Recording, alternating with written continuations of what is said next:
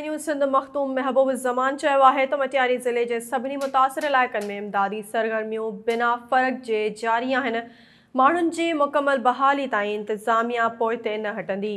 SS news जे reporter Naveed Ali मूजिबि हुन चयो त डिप्टी कमिश्नर ऑफिस मटियारी में न्यू सईदाबाद भिटशा ऐं हाला जे मुख़्तलिफ़ ॻोठनि जो दौरो करण बाद प्रेस कॉन्फ्रेंस कंदे मखदूम महबूब ज़मान चयो त मटियारी पहिरियों ज़िलो आहे जिते ज़रई फ़सलुनि जो पाणी रिहाइशी इलाइक़नि में छोड़ करण ते कलम 144 लागू कयो आहे।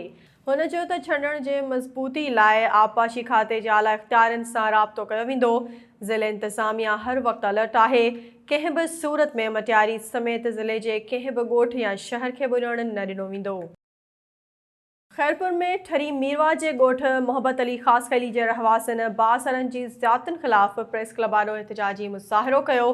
एसएस न्यूज़ जे रिपोर्टर मोहसिन भट्टी मूजिबि एहतजाज जी अॻवानी गुलशेर ख़ासि ख़ैली, ग़ुलाम नकी, तालिब हुसैन, अमजद हुसैन, मुजाहिद हुसैन ख़ासि ख़ैली ऐं ॿिया करे रहिया हुआ।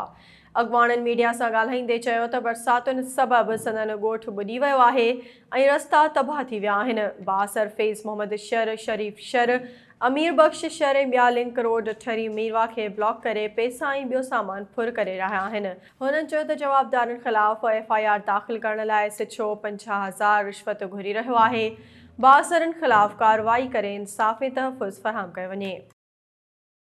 सालेपट वेझो ॻोठ मलोई में शंबाणी बिरादरी तरफ़ां पंहिंजी बिरादरी जे माण्हुनि ख़िलाफ़ एहतजाजी मुज़ाहिरो कयो वियो।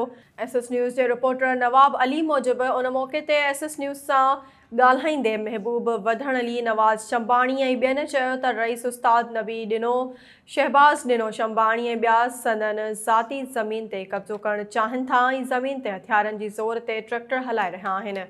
हुननि DIG जावेद अहमद जिस्काणी, SSP सखर सिंघार मलिक ऐं SHO सालेपट अलाउद्दीन फुलपोटो खे अपील कई त इंक्वायरी करे साणनि इंसाफ़ कयो वञे।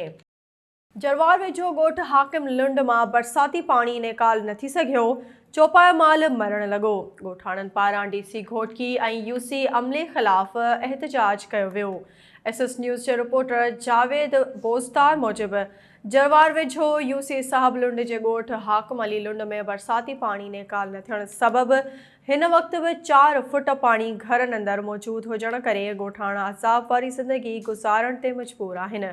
ॻोठाणनि अरबेलो लुंड, आशिक लुंड, इरशाद लुंड ऐं ॿियनि एहतजाज कंदे दाहियो त गंदे पाणी सबबि मासूम ॿार गैस्ट्रो ऐं मलेरिया जे मर्ज़ में मुब्तला थी विया आहिनि।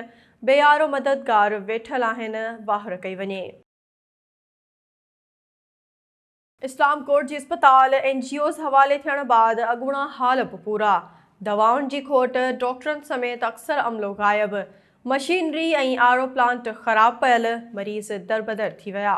एसएस न्यूज़ जे रिपोर्टर रियाज़ सिकंदर मूजिबि इस्लाम कोट शहर में क़ाइम सरकारी रूरल हेल्थ सेंटर अस्पताल PPHI हवाले थियण बाद अॻूणा हालप पूरा थी विया आहिनि। अस्पताल में दवाउनि जी खोट सबबि मरीज़ सख़्तु परेशान थी विया आहिनि। ज़रियनि मूजिबि PPHI इंतिज़ामिया अस्पताल खे रोज़ाने बुनियादनि ते दवाऊं फ़राहम करे थी। अस्पताल जे OPDs रोज़ानो बुनियादनि ते 600 खां 800 ताईं ॿुधाई वञे थी, पर मरीज़ बिना दवाउनि जे वापसि मोटी वञनि था।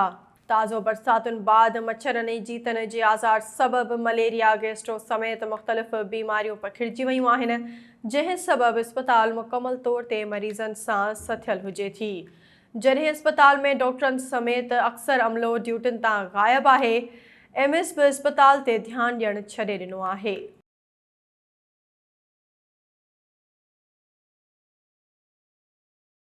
पनवाकिल में ड्रेनेज सिस्टम ख़राब हुजण सबबि मिसण मोहल्ले वासिन टाउन इंतिज़ामिया जे एडमिनिस्ट्रेटर ऑफिस अॻियां एहतजाज करे नारेबाज़ी कई। एसएस न्यूज़ जे रिपोर्टर तुफ़ैल आफ्ताब मूजिबि रोशन तारा गली ऐं मिसण मोहल्ले जे रहवासिन दुआ चौक खां रैली कढी टाउन ऑफिस में एडमिनिस्ट्रेटर अब्दुल्ला झलण जी ऑफिस अॻियां सख़्तु नारेबाज़ी कई। उन सिलसिले में मुतासिरनि हेड मास्तर अब्दुल्ला कोराई, एजाज़ शेख, इमरान कलवड़ ऐं ॿियनि चयो त एडमिनिस्ट्रेटर खे संदनि इलाइक़े जी का बि परवाह नाहे। तक जा चूंडियल नुमाइंदा सैयद ख़ुर्शीद अहमद शाह ऐं ॼाम इकराम धारे जो मसइलनि जे हल लाइ पंहिंजो किरदारु अदा कनि।